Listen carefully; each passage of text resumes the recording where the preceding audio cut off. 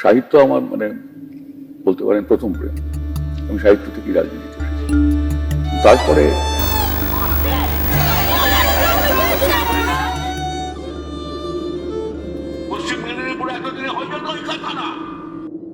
নমস্কার, আড্ডা স্টেশনে আপনাদের সকলকে স্বাগত। আজ একটা বিশেষ দিন। আজ প্রাক্তন মুখ্যমন্ত্রী বুদ্ধদেব ভট্টাচার্যের মৃত্যুদিন। মানুষ তাকে শুধুমাত্র প্রাক্তন মুখ্যমন্ত্রী হিসেবে মনে রাখেনি, মনে রেখেছেন একজন সাহিত্যপ্রেমী, একজন বইপ্রেমী মানুষ হিসেবে। মনে রেখেছেন এমন একজন মন্ত্রী হিসাবে, এমন একজন মানুষ হিসাবে যিনি সর্বতোভাবে পশ্চিমবঙ্গের উন্নয়ন চেয়েছিলেন। এই সিঙ্গুরে এতদিনে কি হতো, বিশাল কারখানা, মাথা বিশাল কারখানা, তার সঙ্গে যন্ত্রাংশের কারখানা, অ্যান্সিলিয়ারিজ যাকে বলে, সিঙ্গুরের চেহারা পাল্টে যেত। একজন মুখ্যমন্ত্রী মারা গেলে মানুষ সাধারণত তার রাজনৈতিক সিদ্ধান্তের কথা মনে রাখেন।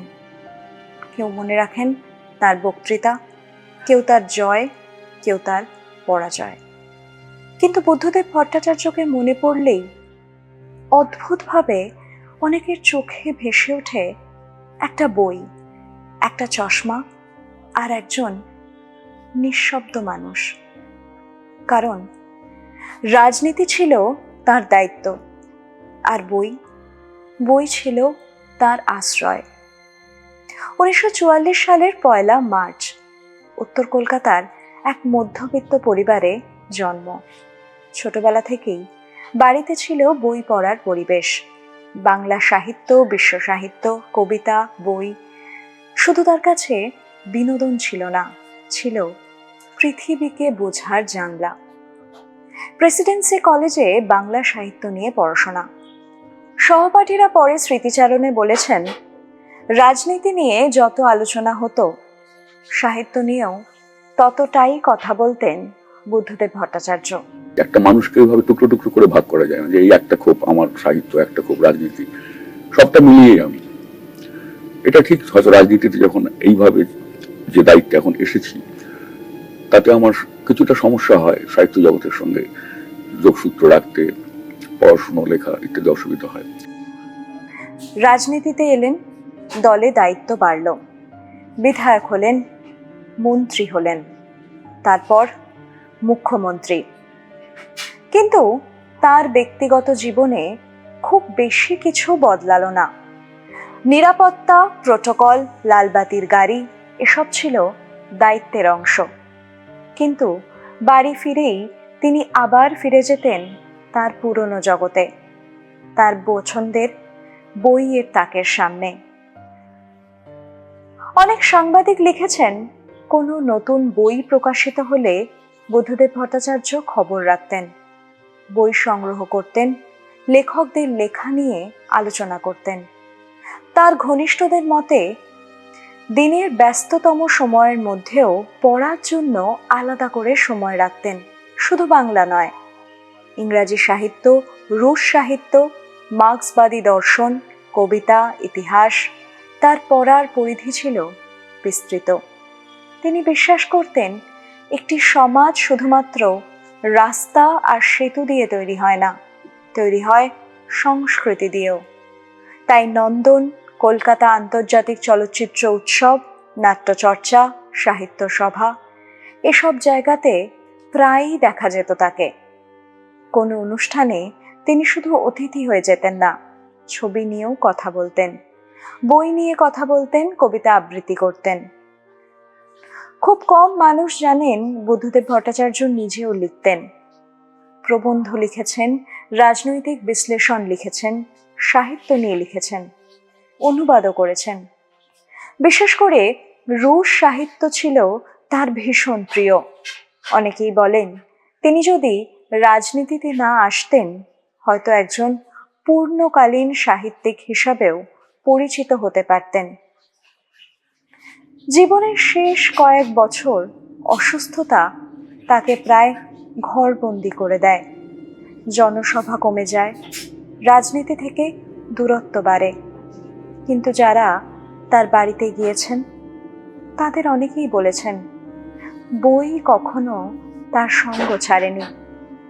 শরীর হার মেনেছিল, কিন্তু পড়ার ইচ্ছেটা শেষ পর্যন্ত রয়ে গিয়েছিল। নিজে চোখে না দেখতে পেলেও কাছের মানুষদের বলতেন পড়ে শোনাতে।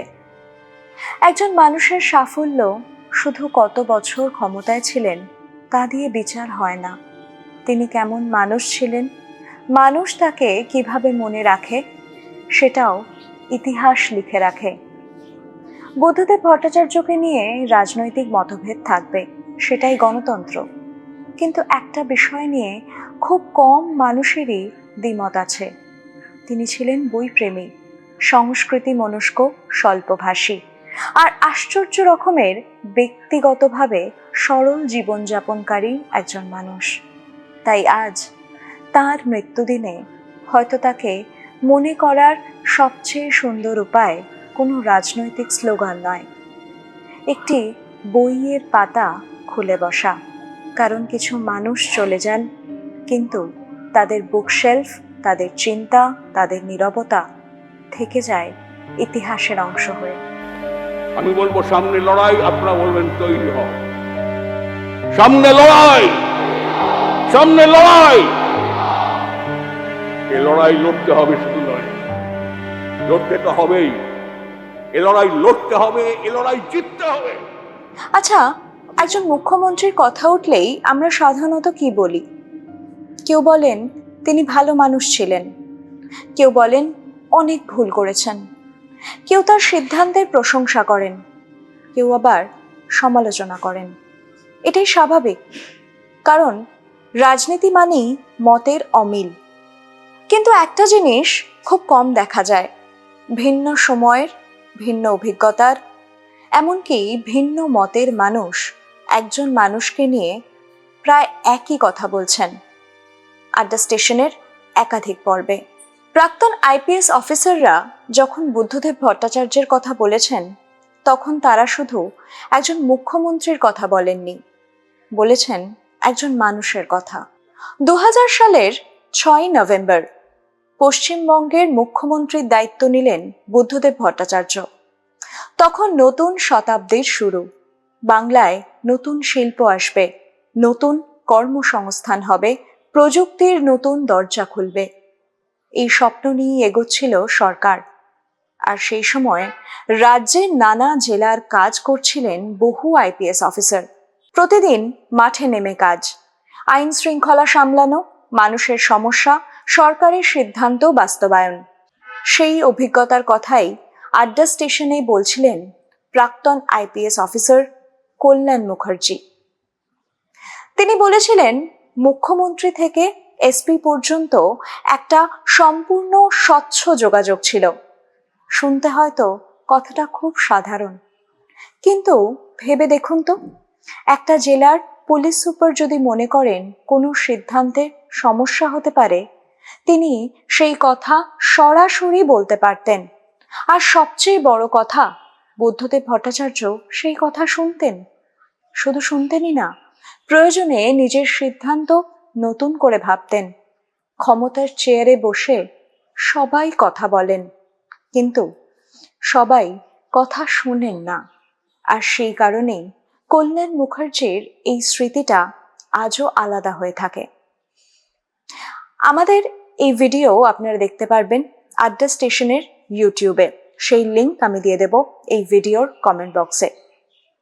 আড্ডা স্টেশনের আর এক অতিথি প্রাক্তন আইপিএস ডক্টর নজরুল ইসলামও বুদ্ধদেব ভট্টাচার্যের কথা বলতে গিয়ে একটা ছোট্ট বাক্য বলেছিলেন, কিন্তু সেই বাক্যের ওজন অনেক বড়। তিনি বলেছিলেন বুদ্ধদেব ভট্টাচার্য একজন সৎ মানুষ ছিলেন। একজন পুলিশ অফিসারের মুখে এই কথার মূল্য আলাদা, কারণ ক্ষমতার খুব কাছ থেকে যারা কাজ করেন তারাই সবচেয়ে ভালো জানেন ক্ষমতা একজন মানুষকে কতটা বদলে দিতে পারে। তবে তিনি শুধু প্রশংসা করেই থেমে যাননি। তিনি বলেছেন 2006 সালের সিঙ্গুর, 2007-এর নন্দীগ্রাম, যদি সেই সময় পুলিশের বদলে মানুষের সঙ্গে আরো বেশি করে কথা বলা হতো, আরো বেশি বোঝানোর চেষ্টা করা হতো, তাহলে হয়তো ইতিহাস অন্য রকমও হতে পারত। এই কথার সঙ্গে একমত হতেই হবে এমন নয়, কিন্তু এটা একজন অভিজ্ঞ প্রশাসনিক কর্মকর্তার উপলব্ধি, আর সেই কারণেই কথাগুলো গুরুত্বপূর্ণ। ইতিহাসে কেউ শুধু ভালো হন না, কেউ শুধু খারাপও হন না। প্রত্যেক মানুষের জীবনেই সাফল্য থাকে, ভুলও থাকে, বিতর্কও থাকে। কিন্তু বহু বছর পর যখন দুজন পোড় খাওয়া আইপিএস অফিসার একজন মানুষকে মনে রাখেন তার সততার জন্য, তার কথা শোনার অভ্যাসের জন্য, আর তার ব্যবহারে যে স্বচ্ছতা ছিল তার জন্য, তখন সেই স্মৃতিগুলো ইতিহাসের অংশ হয়ে যায়। রাজনীতি নিয়ে মতভেদ থাকতেই পারে, সেটাই গণতন্ত্র, কিন্তু মানুষকে কাছ থেকে দেখা, মানুষের অভিজ্ঞতা, সেটাও ইতিহাসের এক অমূল্য দলিল। আর আড্ডা স্টেশনের আড্ডায় সেই দলিলের কিছু পাতা আজও জীবন্ত হয়ে ওঠে। সেখানেই বারবার ফিরে আসে একজন মানুষের গল্প, বুদ্ধদেব ভট্টাচার্যের গল্প। আপনি যখন একজন মুখ্যমন্ত্রীর কথা ভাবেন, তখন কি ছবি চোখে ভাসে? চারপাশে কড়া নিরাপত্তা, দীর্ঘ গাড়ির কনভয়, সামনে পেছনে পুলিশ। মনে হয় এই মানুষটার আর কিসের ভয়? কিন্তু একবার ভাবুন তো, যদি সেই মুখ্যমন্ত্রী জানেন যে আজ যে রাস্তায় তিনি যাচ্ছেন সেই রাস্তার নিচেই হয়তো লুকিয়ে আছে মৃত্যু। ভাবতে পারেন, বুদ্ধদেব ভট্টাচার্যের জীবনে এমন দিন সত্যিই এসেছে। আর সেই ঘটনাই মনে করিয়ে দিয়েছিলেন সাংবাদিক চিত্রদীপ চক্রবর্তী। সেদিনই বিকাশ প্রথম বলে যে হ্যাঁ, আমরাই বুদ্ধবাবুর উপর অ্যাটাক করেছিলাম। এই ধরমপুরের লড়াইয়ে এখানে মারা গিয়েছে ঝন্টু সরেন, নাড়ু সামন্ত, অসিত সামন্ত, তো তাদেরকে আমরা মৃত্যুদণ্ড দিয়েছি। West Bengal Chief Minister Buddhadev Bhattacharya and Union Minister Ramvilas Paswan. আপনাদের নিশ্চয়ই মনে আছে, একটা সময় ছিল জঙ্গলমহলের নাম শুনলেই মানুষের বুক কেঁপে উঠত। প্রায় প্রতিদিন খবরের কাগজে, টেলিভিশনের পর্দায় একটাই শব্দ ঘুরে বেড়াতো: মাওবাদী হামলা, ল্যান্ডমাইন অ্যাম্বুশ, জঙ্গলের ভেতর থেকে গুলি, পুলিশের ওপর আক্রমণ, পুরো এলাকা যেন যুদ্ধক্ষেত্র। আর সেই সময় সেই জঙ্গলমহলেই বারবার যেতে হতো রাজ্যের মুখ্যমন্ত্রীকে। এখন একবার নিজেকে সেই জায়গায় বসিয়ে ভাবুন তো, আপনি জানেন আপনি টার্গেট হতে পারেন, তবুও যেতে হবে, কারণ আপনি শুধু একজন মানুষ নন, আপনি পুরো রাজ্যের মুখ্যমন্ত্রী। তারিখটা মনে রাখুন, 2রা নভেম্বর 2008, জায়গা পশ্চিম মেদিনীপুরের শালবনী। সেদিন একটা ইস্পাত কারখানার অনুষ্ঠানে গিয়েছিলেন বুদ্ধদেব ভট্টাচার্য। একই কনভয় ছিলেন কেন্দ্রীয় মন্ত্রী রামবিলাস পাসওয়ান এবং জিতিন প্রসাদ। অনুষ্ঠান শেষ, সবকিছু স্বাভাবিক, গাড়ি ফিরছে। হঠাৎ একটা প্রচণ্ড বিস্ফোরণ, এতটাই জোরে যে রাস্তা কেঁপে ওঠে। কনভয়ের পেছনের দিকে পুঁতে রাখা ল্যান্ডমাইন বিস্ফোরিত হয়, কয়েকটি গাড়ি ক্ষতিগ্রস্ত হয়। চারদিকে ধোঁয়া, আতঙ্ক, দৌড়ঝাঁপ। আর কয়েক সেকেন্ডের এদিক ওদিক হলে হয়তো ইতিহাসটাই অন্যরকম লেখা হতো। অল্পের জন্য প্রাণে বেঁচে যান বুদ্ধদেব ভট্টাচার্য। পরে তদন্তে উঠে আসে এই হামলার পেছনে মাওবাদীদের ভূমিকার অভিযোগ। তিনি জানেন এটাই শেষ নয়। পরে আরও কিছু তথ্য সামনে আসে। পশ্চিমবঙ্গ পুলিশের প্রাক্তন গোয়েন্দা প্রধান দিলীপ মিত্র তার বই অপারেশন ব্ল্যাক স্টেলিটোতে দাবি করেন, শুধু শালবনির ঘটনা নয়, 2001 থেকে 2008 সালের মধ্যে বুদ্ধদেব ভট্টাচার্যকে হত্যার একাধিক ষড়যন্ত্র গোয়েন্দারা ভেঙে দিয়েছিলেন। ভাবুন তো, একজন মানুষ সকালে বাড়ি থেকে বেরোচ্ছেন, কিন্তু গোয়েন্দারা জানেন কোথাও না কোথাও তাকে হত্যার ছক কষা হচ্ছে। এমন পরিস্থিতিতে কাজ করা কতটা কঠিন হতে পারে? আর একটা কথা, এগুলো সিনেমার গল্প নয়, এগুলো পশ্চিমবঙ্গের রাজনৈতিক ইতিহাসের অংশ। যে সময় একজন মুখ্যমন্ত্রীকে ঘিরে নিরাপত্তা মানেই শুধু প্রোটোকল ছিল না, ছিল জীবন বাঁচানোর লড়াই।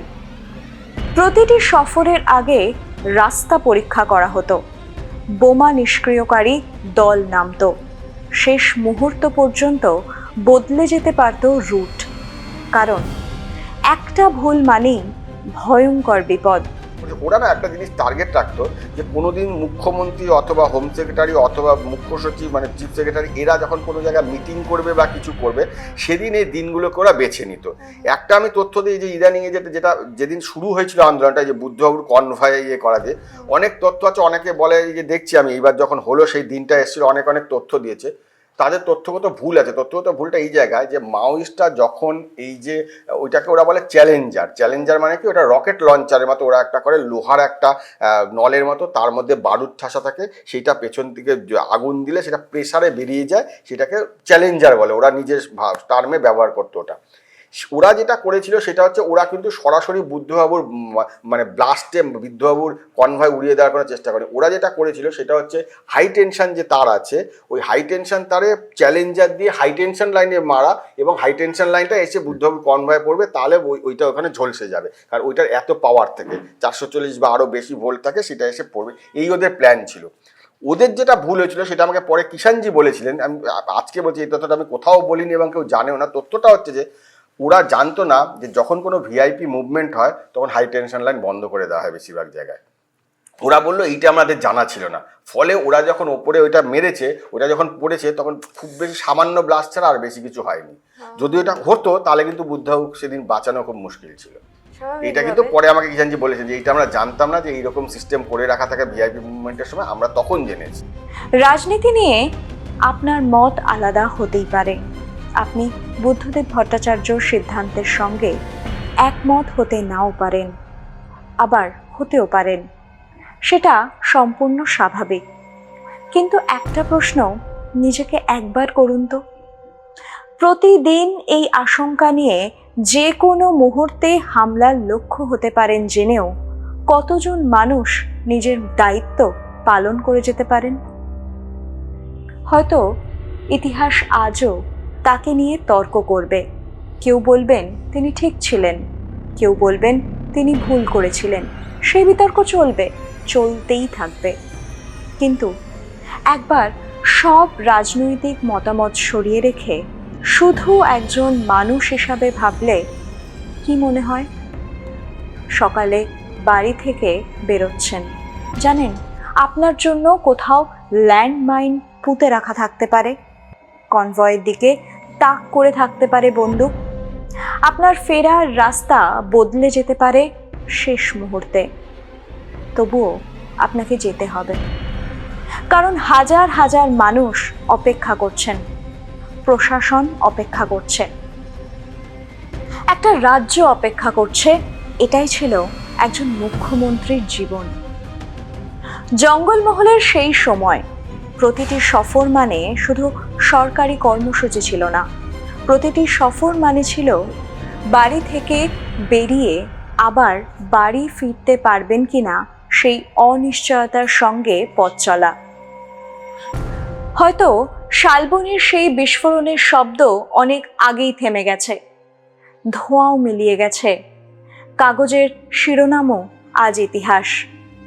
কিন্তু সেই ঘটনার একটা প্রশ্ন আজও থেকে গেছে, ক্ষমতার চেয়ারে বসা মানুষটা আসলে কতটা একা ছিলেন, কতটা ভয় নিজের ভেতরে লুকিয়ে রেখে প্রতিদিন স্বাভাবিক মুখে মানুষের সামনে দাঁড়াতেন।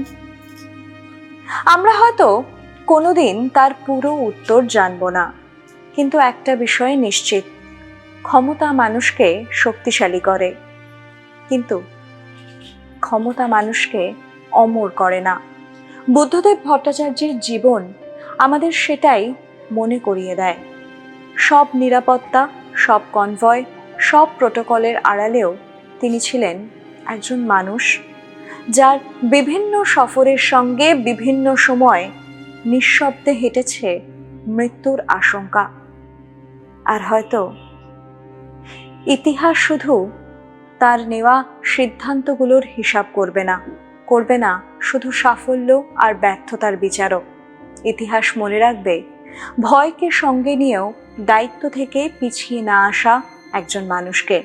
মনে রাখবে জঙ্গলমহলের আতঙ্কের মধ্যেও সফর থামিয়ে না দেওয়া একজন মুখ্যমন্ত্রীকে। কারণ শেষ পর্যন্ত ক্ষমতা নয়, মানুষের সাহসী ইতিহাসে দীর্ঘদিন বেঁচে থাকে। আর চিত্রদীপ চক্রবর্তীর সেই ইন্টারভিউয়ের লিংক দিয়ে দেব এই ভিডিওর কমেন্ট বক্সে। হতাশা যদি বলেন, হ্যাঁ হতাশাও হয়, আশাও হয়। এই জন্যে এই মানুষগুলো এইভাবে চলছে, কিন্তু এত খারাপ, এটা একটা হতাশা। কিন্তু আবার ঠিক একই সঙ্গে মনে হয় সব মানুষ তো এরকম নয়। আমার একটা গ্রামে গিয়ে যখন একটা বাড়ি থেকে উঠেছিলাম রাত্রিরে, একদিন মনে আছে, পাশের ঘরে আস্তে আস্তে কথা হচ্ছে যে রাত্রিরে খাবারের জন্য একটু চাল জোগাড় করে আনতে হবে। ছেলেটা এসছে, অনেক রাত্রিটা থাকবে, ভাত খাওয়াতে হবে। এই পরিবারের এই কথাবার্তাটা আমার কানে আসলো, মানে বুঝলাম রাত্রিটা তাদের খাবার মানে চাল ছিল না। এরকম মানুষও তো আছে। আপনি কি বিশ্বাস করবেন, একসময় যে মানুষটা মহাকরণের প্রতিটি গুরুত্বপূর্ণ সিদ্ধান্ত নিতেন, হাজার হাজার সরকারি কর্মচারী, পুলিশ, মন্ত্রী, আমলারা যার নির্দেশের অপেক্ষায় থাকতেন, শেষ জীবনে সেই মানুষটাই দিনের পর দিন কাটিয়েছেন একটা ছোট্ট ঘরে, অক্সিজেনের নল পাশে নিয়ে। জীবন কখন যে কিভাবে বদলে যায়। বুদ্ধদেব ভট্টাচার্যের শেষ কয়েকটা বছর ছিল তারই এক নীরব গল্প। 2011 সালে বামফ্রন্ট সরকার ক্ষমতা হারালো। 34 বছরের শাসনের অবসান। অনেকেই ভেবেছিলেন বুদ্ধদেব ভট্টাচার্য হয়তো আবার রাজনীতিতে ঘুরে দাঁড়াবেন, কিন্তু ভাগ্যের লেখা ছিল অন্যরকম।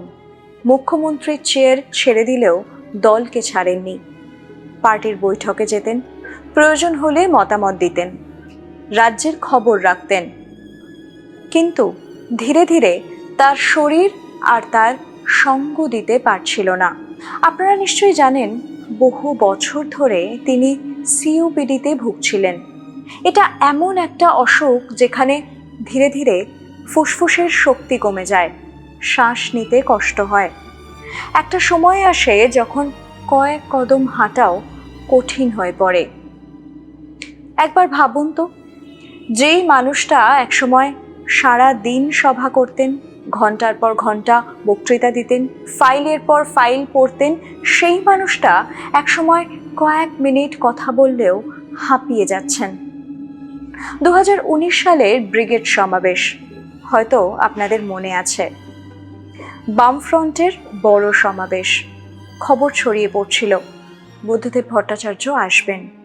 হাজার হাজার মানুষ অপেক্ষা করছিলেন, তিনি এসেও ছিলেন। কিন্তু ব্রিগেডের ধুলো আর শ্বাসকষ্ট তাকে মঞ্চ পর্যন্ত যেতে দিল না। গাড়ি থেকেই ফিরে যেতে হলো।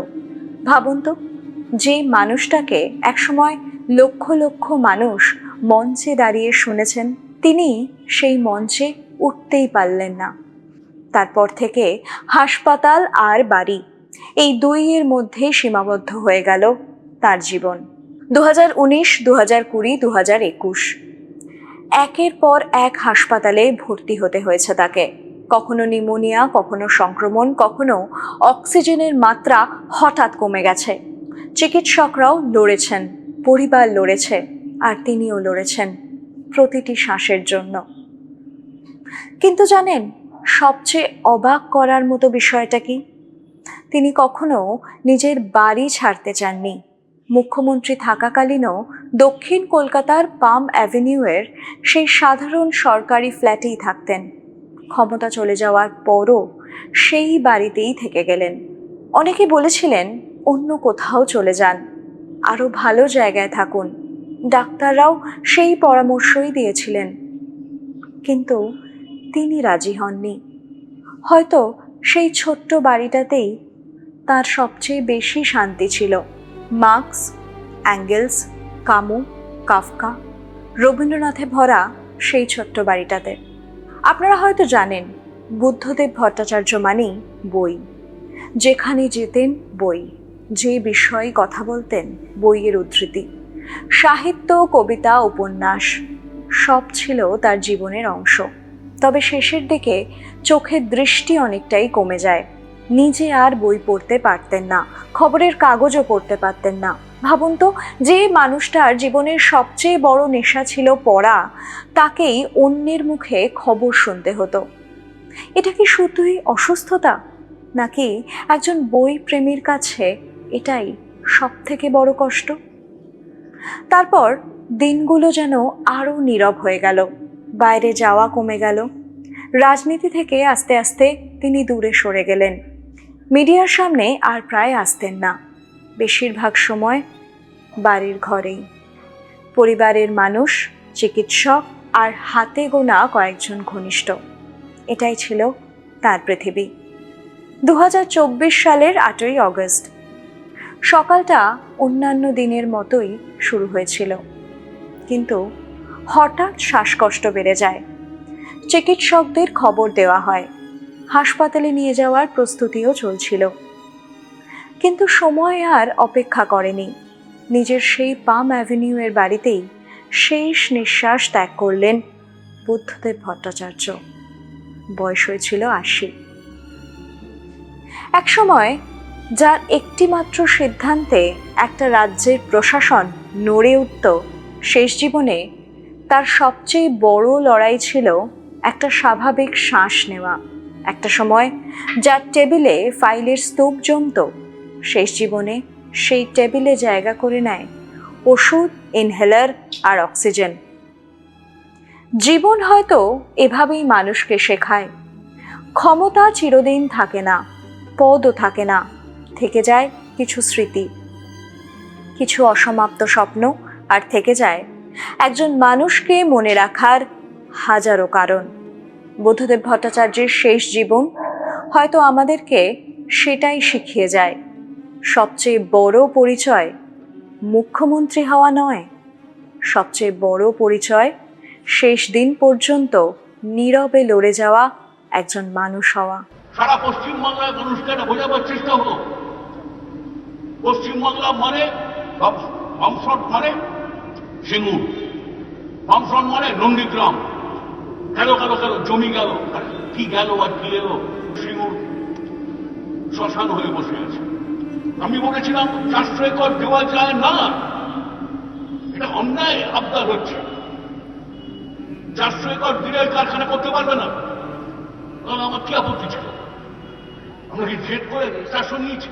আপনি কি কখনো ভেবেছেন একজন মুখ্যমন্ত্রী সবচেয়ে বড় স্বপ্ন কি দেখেন? নির্বাচনে জেতা, ক্ষমতায় থাকা, নাকি নিজের রাজ্যটাকে বদলে দেওয়া? বুদ্ধদেব ভট্টাচার্যের ক্ষেত্রে অনেকেই বলেন তিনি একটা স্বপ্ন দেখেছিলেন। সেই স্বপ্নের নাম শিল্পায়ন। আজও সেই স্বপ্ন নিয়ে তর্ক আছে। কেউ বলেন তিনি সময়ের থেকে অনেকটা এগিয়েছিলেন, আবার কেউ বলেন সেই স্বপ্ন বাস্তবায়নের পথেই সবচেয়ে বড় ভুল হয়েছিল। কিন্তু একবার রাজনীতি সরিয়ে রেখে ভেবে দেখুন তো সেই সময়টার কথা। 2000 সালের 6ই নভেম্বর পশ্চিমবঙ্গের মুখ্যমন্ত্রী হিসেবে দায়িত্ব নিলেন বুদ্ধদেব ভট্টাচার্য। তখন বাংলার বহু পুরনো শিল্প বন্ধ, অনেক কারখানায় তালা, অসংখ্য তরুণ কাজের খোঁজে রাজ্যের বাইরে চলে যাচ্ছেন। আপনি হয়তো মনে করতে পারবেন সেই সময় একটা কথাই বারবার শোনা যেত, বাংলায় কাজ নেই। বুদ্ধদেব ভট্টাচার্য সেই ছবিটা বদলাতে চেয়েছিলেন। তিনি বলেছিলেন বাংলায় আবার শিল্প আসতে হবে, বিনিয়োগ আসতে হবে, নতুন প্রজন্মকে এখানেই কাজের সুযোগ দিতে হবে। আপনাদের নিশ্চয়ই মনে আছে সেই সময় সেক্টর 5 ধীরে ধীরে তথ্য প্রযুক্তির কেন্দ্র হয়ে উঠছিল। আইটি সংস্থাগুলো বাংলায় আসতে শুরু করছিল। তরুণ তরুণীরা নতুন ধরনের চাকরি পাচ্ছিলেন। অনেকে বলেন বাংলার আইটি শিল্পের প্রসারে বুদ্ধদেব ভট্টাচার্যের গুরুত্বপূর্ণ ভূমিকা ছিল। তিনি শুধু পুরনো শিল্প নয়, নতুন বাংলার কথাও ভাবছিলেন। তার সবচেয়ে বড় স্বপ্ন ছিল বড় শিল্প, গাড়ি শিল্প, কারখানা, কর্মসংস্থান। আর সেই স্বপ্নের কেন্দ্রবিন্দু হয়ে ওঠে সিঙ্গুর। টাটা মোটরসের ছোট গাড়ির প্রকল্প। তার আশা ছিল একটি কারখানা হলে তার সঙ্গে আরও বহু ছোট শিল্প গড়ে উঠবে, হাজার হাজার মানুষের কাজ হবে, পুরো এলাকা বদলে যাবে। স্বপ্নটা বড় ছিল, খুব বড়, কিন্তু স্বপ্ন যত বড় হয় তার ভাঙার শব্দ তত বড় হয়। জমি অধিগ্রহণ নিয়ে শুরু হলো প্রবল বিতর্ক। অনেক কৃষক জমি দিতে রাজি হলেন, অনেকেই হলেন না। প্রতিবাদ বাড়ল, রাজনীতি আরও তীব্র হলো। তারপর সিঙ্গুর, নন্দীগ্রাম, সংঘর্ষ, রক্তপাত, অবিশ্বাস, আর বাংলার রাজনীতি চিরতরে বদলে গেল। তারপর 2011, 34 বছরের বামফ্রন্ট সরকারের অবসান। বুদ্ধদেব ভট্টাচার্য মুখ্যমন্ত্রীর চেয়ার ছাড়লেন, কিন্তু তার শিল্পায়নের স্বপ্ন সেটা আর কখনো পূর্ণ হলো না। একবার ভাবুন তো, একজন মানুষ বছরের পর বছর ধরে একটা স্বপ্ন দেখলেন, সেই স্বপ্নের জন্য লড়লেন, সমালোচনাও শুনলেন, প্রশংসাও পেলেন, আর শেষ পর্যন্ত ক্ষমতাও হারালেন। কিন্তু তার সেই স্বপ্নটা, সেটা তো অসমাপ্তই থেকে গেল। আজও বুদ্ধদেব ভট্টাচার্যকে নিয়ে আলোচনা হলেই সিঙ্গুরের কথা ওঠে, নন্দীগ্রামের কথা ওঠে। কেউ বলেন তিনি ঠিক ছিলেন, কেউ বলেন তিনি ভুল করেছিলেন। সেই বিতর্ক হয়তো কোনো দিন শেষ হবে না, তবে এর পরেও একটা প্রশ্ন আজও রয়ে গেছে। যদি সেই শিল্পায়নের পরিকল্পনা আরও বেশি আলোচনা, আরও বেশি মানুষের অংশগ্রহণ, আরও বেশি বিশ্বাসের পরিবেশে এগোতো, তাহলে কি বাংলার ইতিহাস অন্যরকম হতো? এই প্রশ্নের উত্তর হয়তো ইতিহাসই একদিন দেবে। কিন্তু বুদ্ধদেব ভট্টাচার্যের জীবন আমাদের একটা কথা শেখায়, সব স্বপ্ন পূরণ হয় না। কিছু স্বপ্ন সময়ের কাছে হেরে যায়, কিছু স্বপ্ন রাজনীতির বিতর্কে আটকে যায়, আর কিছু স্বপ্ন অসমাপ্ত থেকেই ইতিহাসের অংশ হয়ে যায়। সাহিত্য আমার বলতে পারেন প্রথম প্রেম। আমি সাহিত্য থেকেই রাজনীতিতে এসেছি। তারপরে